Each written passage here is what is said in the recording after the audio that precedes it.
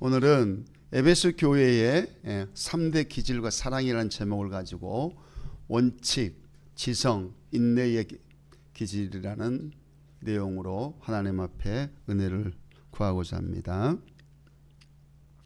여러분은 완벽한 신앙인을 원하십니까? 아니면 행복한 신앙인이 되기를 원하십니까? 여러분 스스로 한번 답해 보십시오. 저는 어렸을 때 이런 말을 자주 들었어요. 저 사람은 법이 없어도 살 사람이다. 저희 아버님이 그런 이야기를 주위에서 많이 듣고 자라신 분입니다. 그러니까 제가 얼마나 엄하게 자랐는지 아시겠죠. 저 사람은 법 없이도 살 사람이다. 빈틈 하나 없이 철저한 사람에게 그러한 그 단어를 씁니다. 법 없이도 살 수 없는 사람이다. 그분들은 어디를 가나 그저 환영을 받습니다. 또 어떠한 그 공동체에서도 없어서는 안 될 그러한 존재로 자리매김을 합니다. 그런데 오늘 본문에 등장하는 에베소 성도들이 그런 사람들이었어요. 모든 게 철저하고 완벽한 사람들. 그들은 이단과 싸워서 승리했던 사람들입니다. 성도들이. 고난과 환난과 핍박 중에서도 한 번도 주님을 원망하지 않고 끝까지 견디며 참으면서 게으르지 않고 복음을 전했던 그런 사람들이었습니다. 신앙의 원칙을 철저히 지켰습니다. 자신의 목숨보다 신앙을 더 앞세웠던 그러한 사람이었습니다. 우리 주님은 에베소 사람들에게 칭찬을 아끼지 않으셨습니다. 엄청난 칭찬을 했습니다. 에베소 교회는 바울이 개척한 교회였거든요. 바울은 에베소 교인들에게 철저히 복음을 전했던 사람입니다. 그러니까 복음이라는 것은 구약 성경을 통해서 내려왔던 예수 그리스도의 십자가의 사건을 철저히 기록했던 그 사람이었고 그걸 또 가르쳤던 사람이었습니다. 그래서 우리가 에베소서를 바울이 감옥에서 기록했다 해서 옥중서신이라고 이야기하고 있습니다. 에베소서를 우리가 쭉 이렇게 읽어보면은 바울이 얼마만큼 그 교회를 위해서 헌신했고 희생했고 또 그 교회를 사랑했는지를 알 수가 있습니다. 왜냐하면은 에베소라는 그 지역 자체가 우상을 섬기는 그런 도시였어요. 우리 사도행전 19장 35절 한번 보겠습니다. 자, 우리 같이 읽습니다.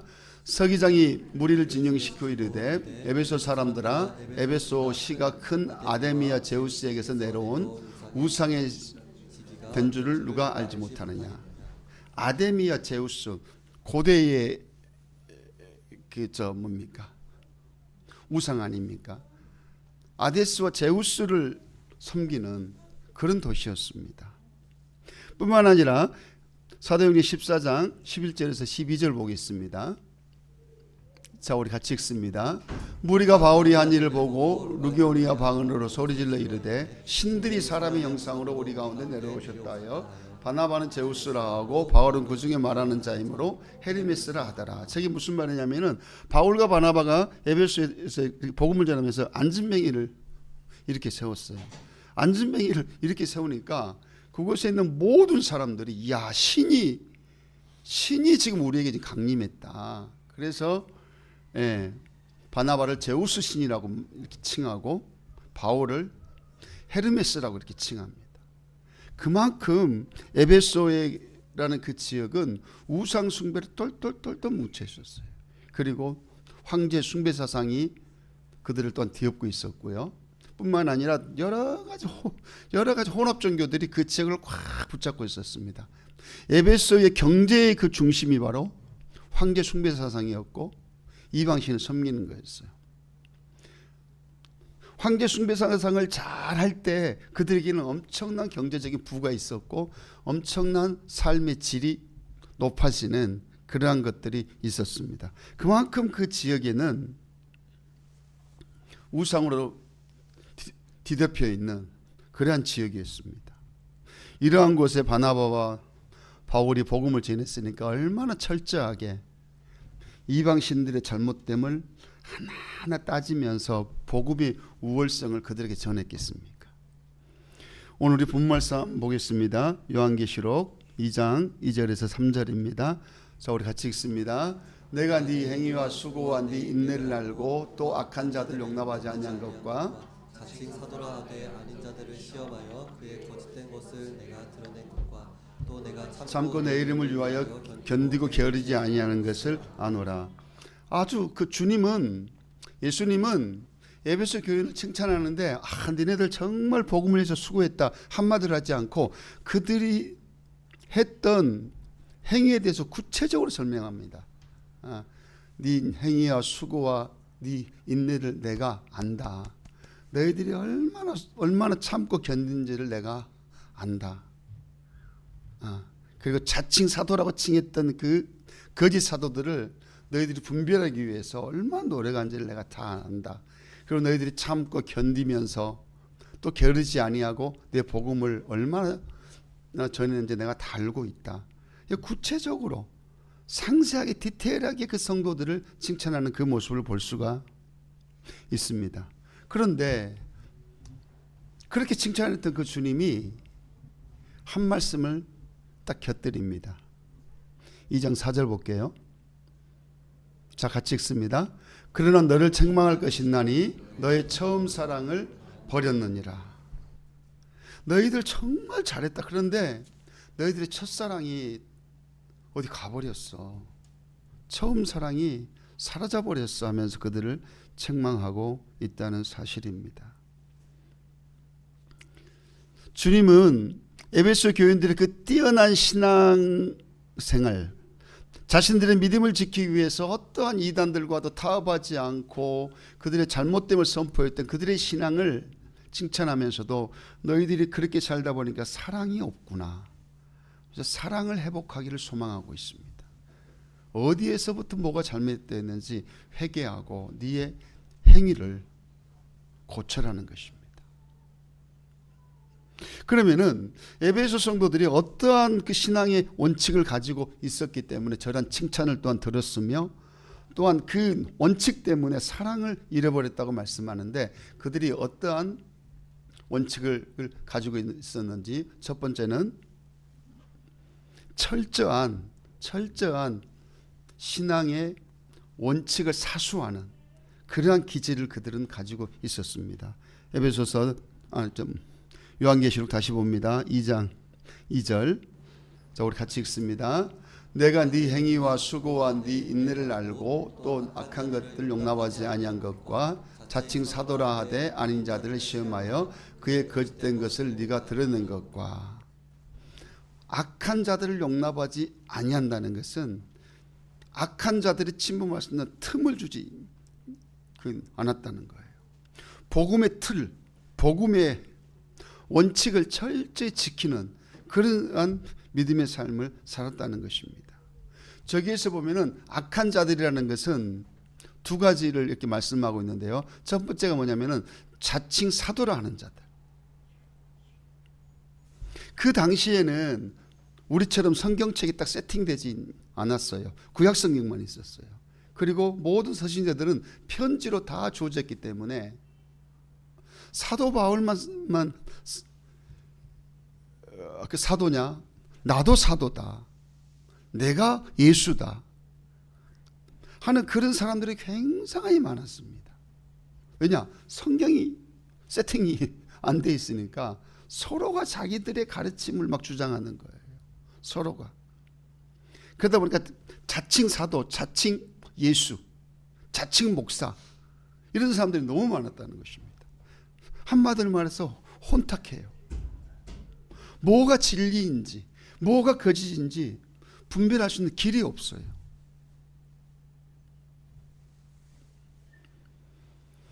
자칭 사도라 하는 자들은 여러분 가만히 한번 생각해 보십시오.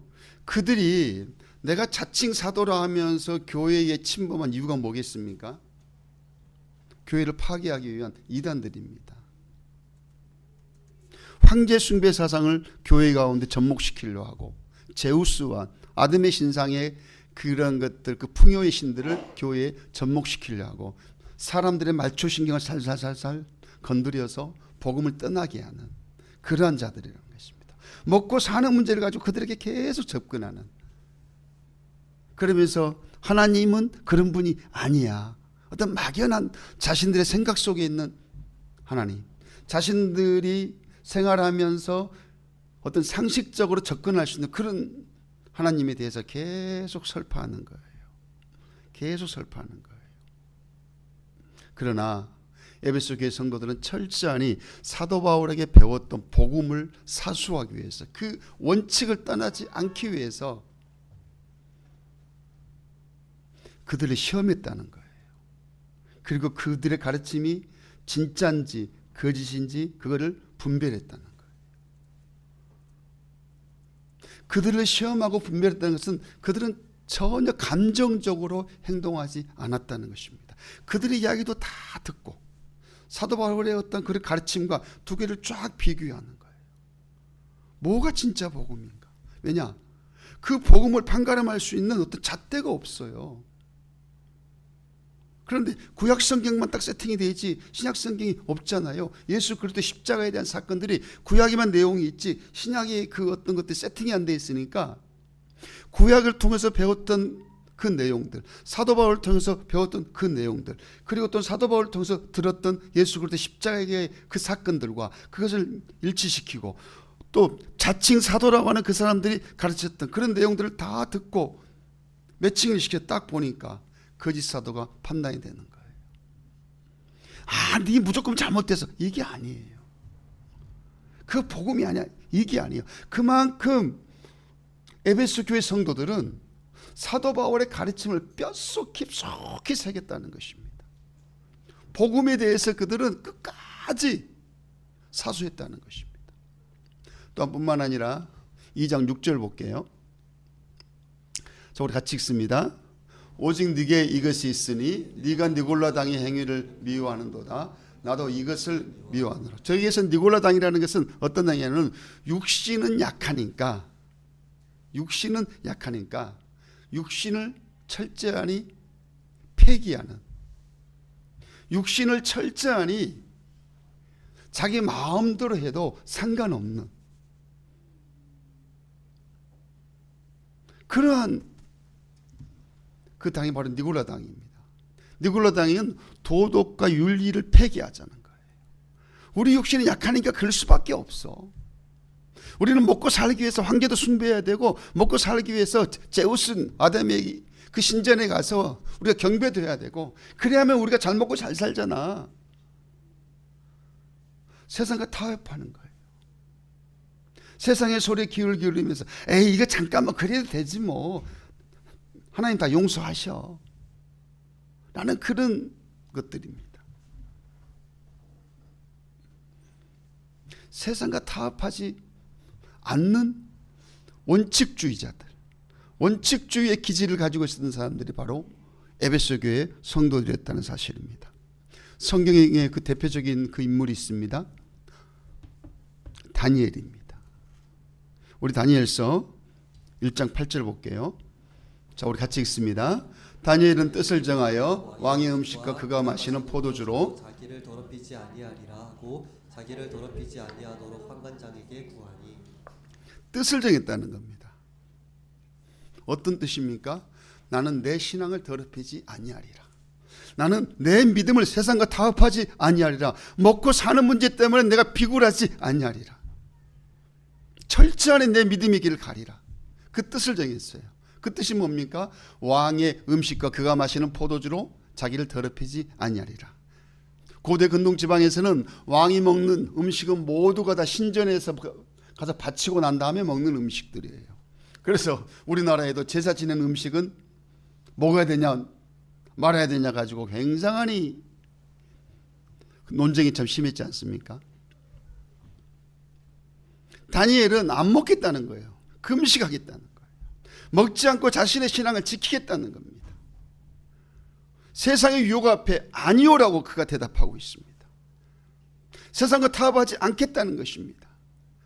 이번 주일 한 주 좀 내 피곤한데 좀 빠지지. 아니요.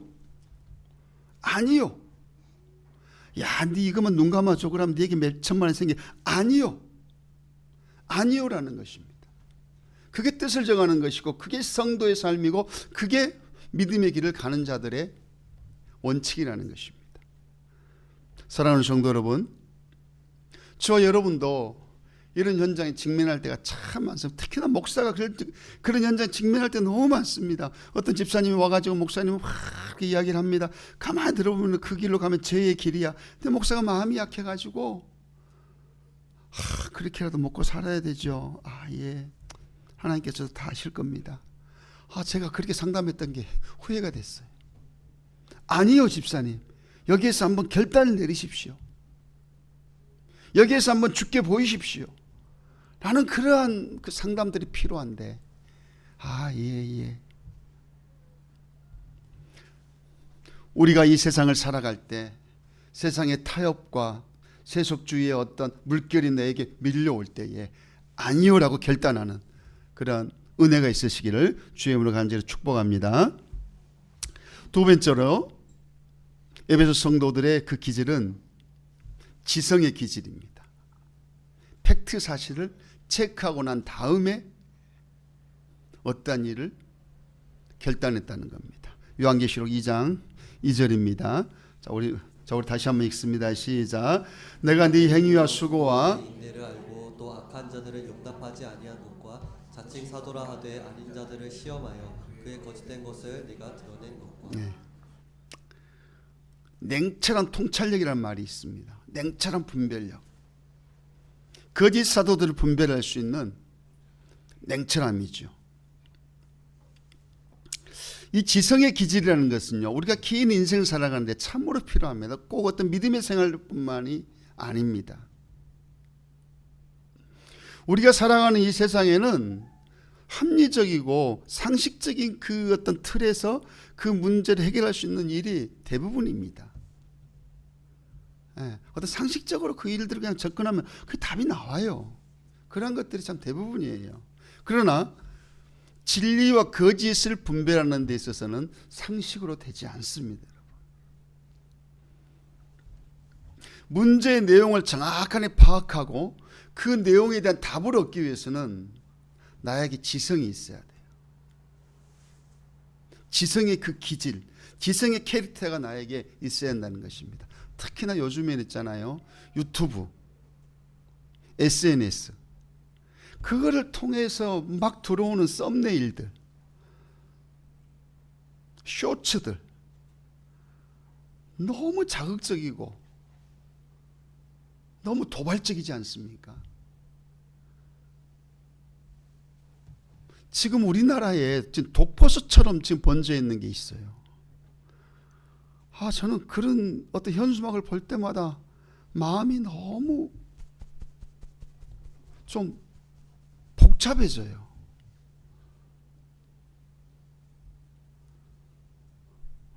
죄송합니다. 이런 표현 써서. 윤어게인. 윤어게인이란 말이 무슨 말입니까, 여러분? 지금 전 대통령을 다시 대통령 시켜야 된다는 거예요. 그게 될 일입니까? 아니, 그게 될 일이에요, 여러분? 헌법이 있고 국가가 주권이 있는 그 나라에, 국민에게 주권이 있는 그런 나라에서 윤어게인을 해야 된대. 그리고 태극기, 성적이와 태극기를 들고 난리를 쳐요. 나 막 그걸 볼 때마다 막 목사로서 마음이 답답해요. 반헌법적인 그런 행위 아닙니까, 그게? 막 너무 막 힘들어요. 너무 힘들어요. 아니, 어떻게 저렇게 우리나라 그 국민들의 그 집단 지성이 대단하지 않습니까? 독재를 무너뜨렸던 그런 국가잖아요, 우리나라가. 세계에서 유일무이하게 원조를 받는 국가에서 원조를 하는 나라잖아요. 그만큼 뛰어난 국민성을 가지고 있는데, 아니, 탄핵받은 그 대통령을 다시 대통령으로 세우자고요? 저는 그 뒤에는 불순 세력들이 있지 않는가. 불순 세력들이 국가를 전복하는 세력들이 있지 않는가라는 생각을 저 혼자 가져봐요. 여러분, 그 분별해야 합니다. 반헌법적인 그 어떤 주장들이에요. 그런 거를 분별하셔야 돼요. 이거는 정치 이념이 아니에요. 그거 정말 분별하셔야 돼요. 그 다음 또 한 가지가 있어요. 부정선거. 지금 시대가 어떤 시대입니까? 제가 하도 부정선거들이 모 유튜브가 하는 그거를 정말 시간을 내서 쫙 봤어요. 아주 유명하신 분이 있습니다. 여러분, 제가 그분 이름 대면은 알 수 있어요. 쫙 봤는데 아니에요. 자기 논리고 자기 주장이지 객관적이지가 못해요. 그리고 그거를 신고를 해가지고 경찰인가 검찰에서 100몇 번을 조사를 했다 하더라고요. 어떻게 그런 것들을 가지고 이렇게 온 국가를 시끄럽게 하는지. 여러분, 잘 분별하셔야 돼요. 너무나도 자극적인 썸네일들이, 너무나도 자극적인 쇼츠들이 내 정신과 내 마음과 내 지성을 빼앗아가 버려요. 그래서 내가 듣고 싶은 것만 듣고 보고 싶은 것만 보기 때문에, 그런 알고리즘 때문에 내 자신이 지성이 이상이 되어버리는 겁니다. 알고리즘에 내 마음을 빼앗기지 마시고 철저히 내가 지성으로, 하나님 말씀의 지성, 어떤 상식관, 합리적인 그 지성, 진리와 비진리를 잘 분별할 수 있는 그 능력을 우리가 갖춰야 한다는 것입니다. 이 세상의 진리와 비진리를 정확하게 분별할 수 있는 그 잣대는 성경밖에 없어요. 성경에 보면요, 정치도 있고 경제도 있고 문화도 있고 다 있어요, 여러분. 대표적인 정치를 이야기하는 게 사도 바울이 로마서 13장입니다. 로마서 13장의 사도 바울은 백성들이 어떻게 해야 된다는 게 너무나도 상세히 잘 나와 있어요. 사도행전 17장 11절 한번 보겠습니다.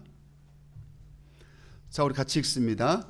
베레아에 있는 사람들은 데살로니가에 있는 사람들보다 더 너그러워서 간절한 마음으로 말씀을 받고 이것이 그러한가 하여 날마다 성경을 상고함으로.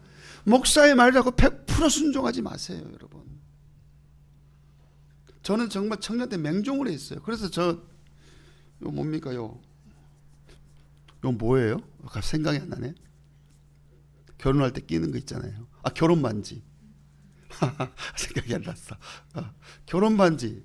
결혼할 때 그때 시면 우린 시계를 했거든요. 시계. 제 장모님이 그거 딱 해주셨어요.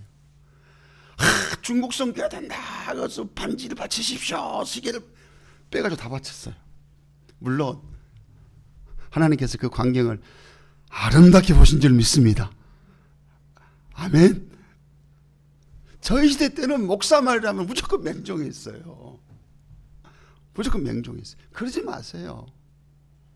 목사가 목사 말이라도 가만히 들어보니까 목사 지를 위한 거야. 그런 말에는 그냥 한 귀로 흐리세요. 그냥 맹종하지 마세요. 데살로니가 사람들은 베레아 사람들보다 더 지혜가 있어서 하나님 말씀을 듣고 그거를 곱씹고 되새김질했다는 겁니다. 여러분, 성경을 벗어나는 어떤 말씀도 진리가 아니에요. 이 강단이라는 것은 목사의 사상과 철학과 목사의 어떤 생각을 설파하는 자리가 아니에요. 목사의 감정을 내뿜는 자리가 아니에요. 이 강단이라는 것은 철저히 목사가 하나님 말씀을 전하는 것입니다. 할렐루야. 그 외의 말씀이 나오면 다 그 목사의 그 철학이고 목사의 사상이고 목사의 어떤 생각들입니다. 성경을 벗어나는 진리는 없습니다. 오로지 성경만이 진리고 성경으로 모든 세상을 바라봐야 돼요. 성경이 창문으로 세상을 바라볼 때 모든 것들이 다 클리어하게 보여져요. 여러분이 여러분의 창문으로 세상을 바라보기 때문에 모든 걸 평가해요. 성경은 평가하지 않습니다. 성경은 사람을 평가하지 않아요. 성경은 사람을 나누지 않습니다. 성경은 사람을 등급을 매기지 않아요. 성경을 철저히 그 사람 존재 자체를 받아들이고 그 존재 자체를 소중히 여기는 게 하나님의 말씀이라는 사실 깨닫기를 축복합니다. 성경은 성경이 검증한다는 말이 있습니다. 성경을 벗어나는 어떤 말씀 앞에도 여러분 머리 숙이지 마십시오. 성경을 해석해내서 성경의 해석이 이래라고 목사가 설교했을 때 그 해석이 맞는지 안 맞는지를 여러분 스스로 검증하셔야 되는 거예요. 누구처럼? 베레아 사람들처럼. 그게 내가 지성을 갖추어 가는 겁니다. 그게 내가 주의 말씀 앞에 세워지는 것입니다. 잘 분별하시기를 주의 이름으로 간절히 권면합니다. 이제 마지막으로 인내의 기질입니다. 에베소 성도들은 오래 참고 견뎠습니다. 요한계시록 2장 3절입니다. 자, 우리 같이 읽습니다. 또 네가 참고 내 이름을 위하여 견디고 게으르지 아니한 것을 아노라. 참고 견뎠다는 거예요. 저기서 참고 견뎠다는 말이 무슨 말이냐면요, 거짓 사도들을 분별할 때에 긴 시간 동안 그게 긴가 아닌가를 팩트 체크를 했다는 것입니다.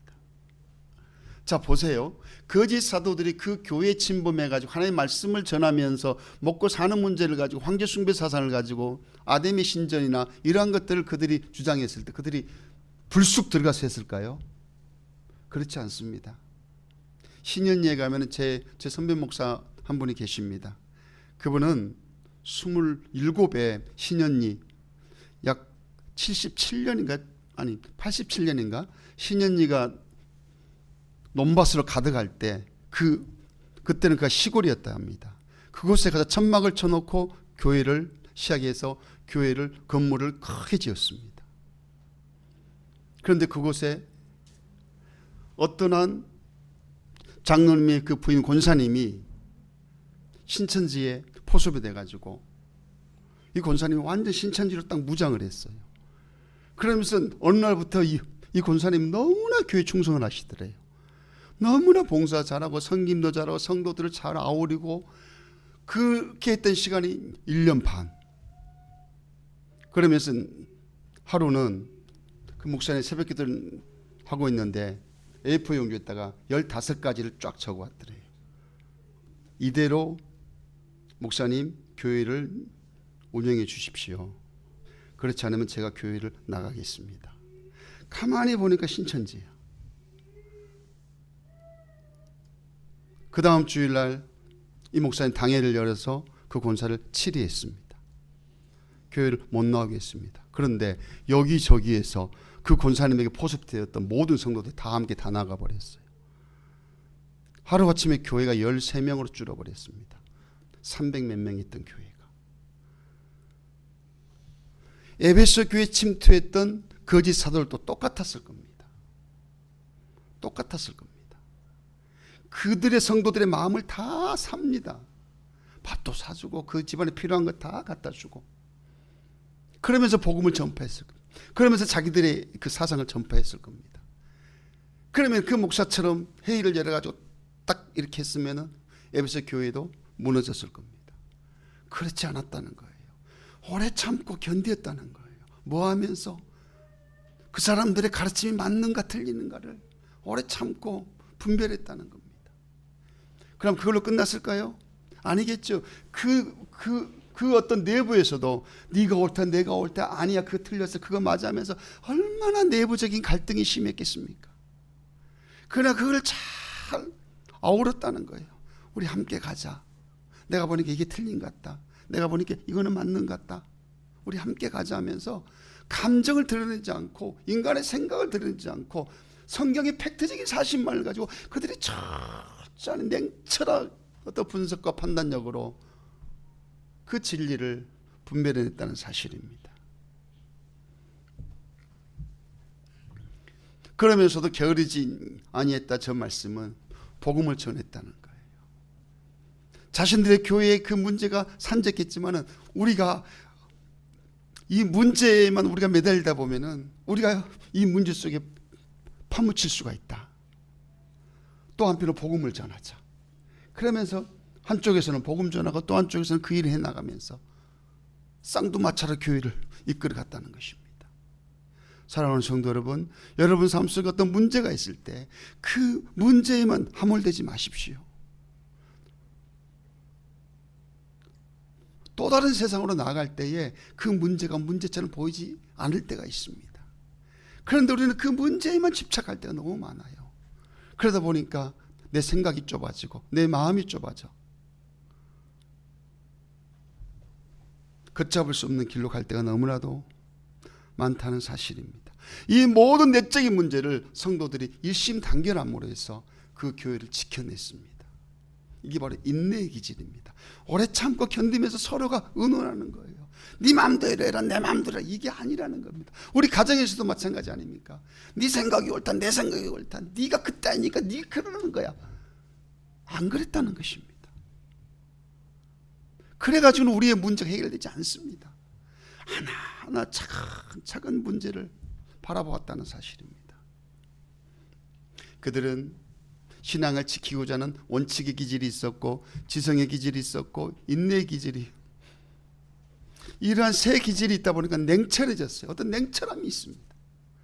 그러니까 주님이 그들에게 너희들 그거는 좋은데 첫사랑이 없어.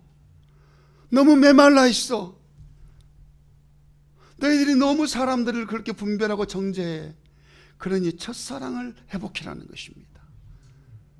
그런 냉철함도 좋은데 교회가 그러면은 안 된다는 거예요. 사랑을 해라. 사랑하는 마음으로 그거를 해라는 것입니다.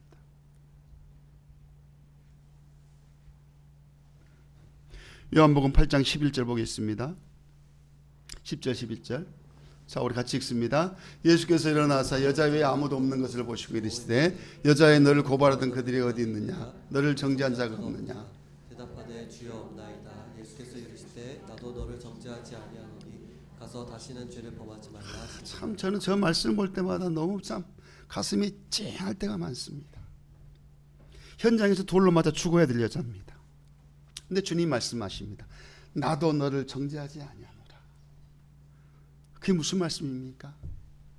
네가 지은 죄는 참 내가 밉다. 그런데 나는 네 존재는 사랑한다는 겁니다. 죄는 미워하지만 사람은 사랑한다는 겁니다. 여러분, 사랑이 뭡니까? Love is란 많은 걸 생각할 겁니다. 근데 저는 사랑은 기다림이라고 생각합니다. 사랑은 기다림입니다. 기다림이라는 것은 그 사람이 변화되기를 소망하는 것이 기다림이 아니고 그 사람 그 존재 자체를 내가 인정하고 받아주고 그 존재 자체를 내가 사랑하는 것, 그게 저는 기다림이라고 봐요. 그 사람의 그 지금 있는 그대로 모습을 내가 인정해 주는 겁니다. 그대로 그 모습을 내가 받아주는 겁니다.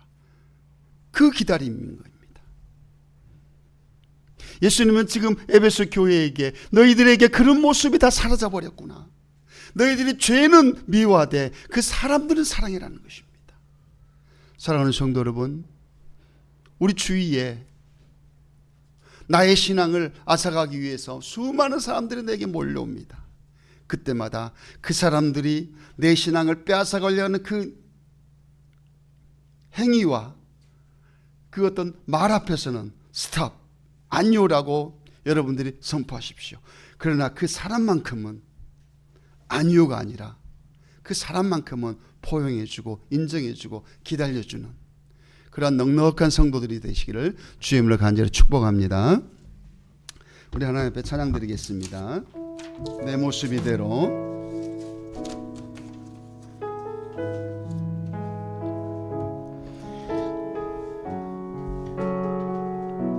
연약함 그대로 사랑하시네. 내 모습 이대로 사랑하시네. 사랑하시네. 연약함 그대로 사랑하시네. 사랑하시네. 나의 모든 발걸음 주가 하시나니 날 인도하소서. 날 인도하소서. 내 모습 이대로 사랑하셨네. 사랑하시네 연약함 그대로 사랑하시네 내 모든 발걸음 주가 날 인도하소서 주의 날개 아래 거하는 것 주의 날개 아래 거하는 것 주의 임재 안에 거하는 것 임재 안에 거하는 것 나의 가장 큰 소망 가장 큰 소망 나의 가장 큰 은혜 주와 함께 동행하느니 주의 날개 아래 거하는 것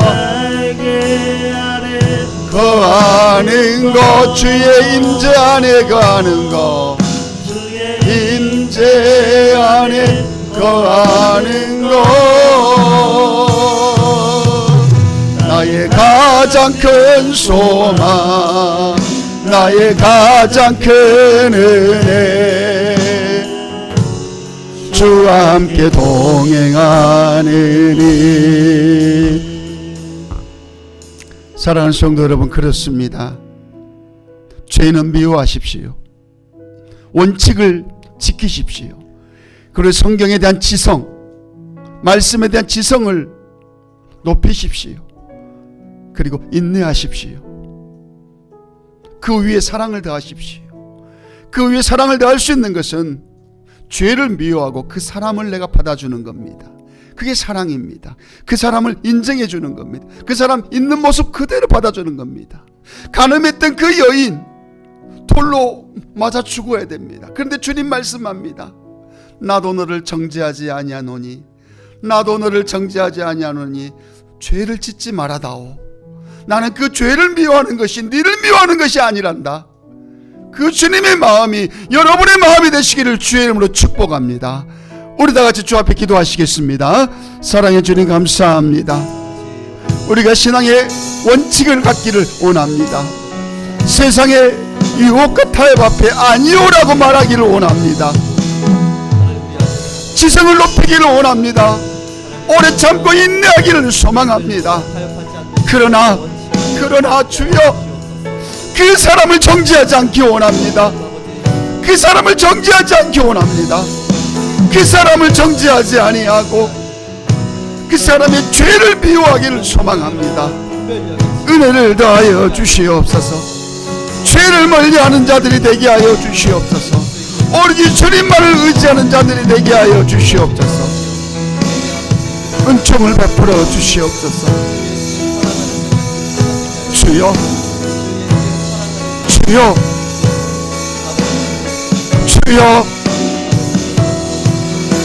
주여 도와주시옵소서. 은혜를 다하여 주시옵소서. 성령으로 예수의 마음을 부어주시옵소서. 감사합니다. 고맙습니다. 예수님의 이름으로 간절히 축복하며 기도하여 싸움나이다. 아멘. 할렐루야. 우리 이 시간에 결단기도 업무 주 앞에 선포하겠습니다.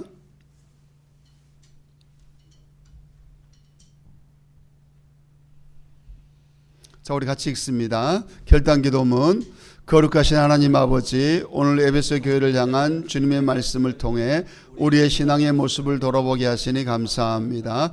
에베소 성도들처럼 우리도 세속과 타협하지 않는 단호한 원칙을 갖게 하시고 거짓을 분별하는 냉철한 지성과 고난 속에서도 흔들리지 않는 인내의 기질을 허락하여 주시옵소서. 주님 간절히 기도합니다. 우리가 진리를 수호한다는 명목 아래 혹시 누군가를 정죄하고 비난하며 주님이 주신 처음 사랑을 잃어버리지 않는지 회개합니다. 죄는 미워하되 사람은 끝까지 품으셨던 예수님의 마음을 우리에게 부어 주시옵소서. 비리와 악한 행위에 대해서는 아니오라고 외칠 수 있는 용기를 주시되 연약한 영혼들을 향해서는 끝까지 참고 기다려주는 사랑의 넉넉함을 소유하게 하옵소서. 결단합니다. 첫째, 세상 유혹 앞에서도 다니엘처럼 뜻을 정하여 신앙의 원칙을 지키겠습니다. 날마다 성경을 상고하며 무엇이 진리인지를 분별하는 영적 지성을 갖추겠습니다. 내적인 갈등과 외적인 핍박 속에도 복음을 전파를 멈추지 않는 인내의 성도가 되겠습니다. 무엇보다 이 모든 일을 사랑으로 행하며 잃어버린 처음 사랑을 회복하여 주님의 촛대가 옮겨지지 않는 복된 공동체를 만들어 가겠습니다. 우리 영원한 사랑이자 기준이 되신 예수 그리스도의 이름으로 기도드립니다. 아멘. 할렐루야. 우리 짧게도 하시